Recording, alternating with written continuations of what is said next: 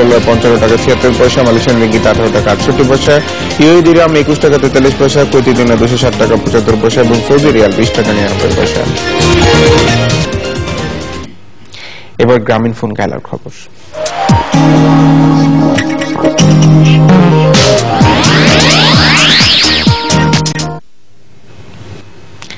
শারীরিক প্রতিবন্ধীদের আন্তর্জাতিক টি-20 ক্রিকেট টুর্নামেন্টে প্রথম জয় পেয়েছে বাংলাদেশ। শক্তিশালী ইংল্যান্ডকে 14 রানে হারিয়েছে তারা। আরেক ম্যাচে আফগানিস্তানকে 8 উইকেটে হারিয়েছে পাকিস্তান। আগামীকাল পাকিস্তানের বিপক্ষে নিজেদের দ্বিতীয় ম্যাচে লড়বে বাংলাদেশ। আদিল আহমেদ শানের রিপোর্ট।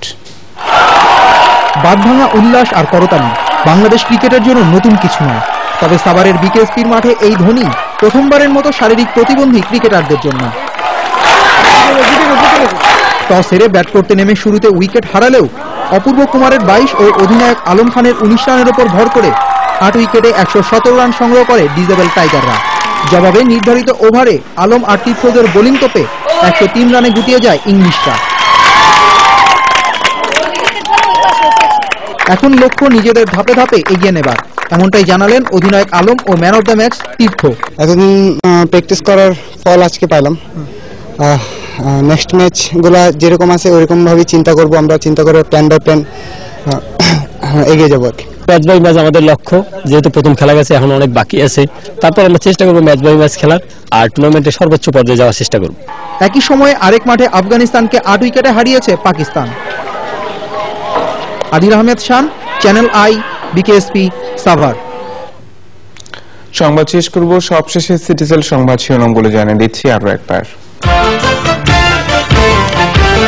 অভিবাসীদের গ্রহণ করার জন্য ইউরোপের প্রতি জাতিসংঘের আহ্বান, ইতালি উপকূলে 105 অভিবাসী উদ্ধার।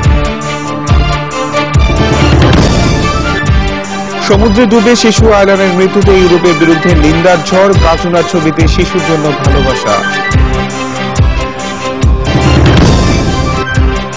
হবিগঞ্জের রাস্তায় স্কুল ছাত্রীকে নির্যাতনের ভিডিও চিত্রে সামাজিক যোগাযোগ মাধ্যমে তোলপাড়, বখাটে রাহুল গ্রেফতার।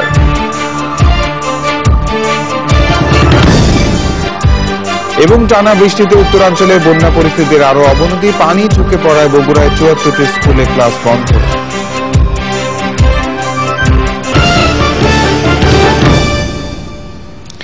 চ্যানেলের সর্বশেষ সংবাদ জানতে যে কোনো মোবাইল অপারেটর থেকে ডায়াল করুন 2626 নম্বরে। ধন্যবাদ সবাইকে।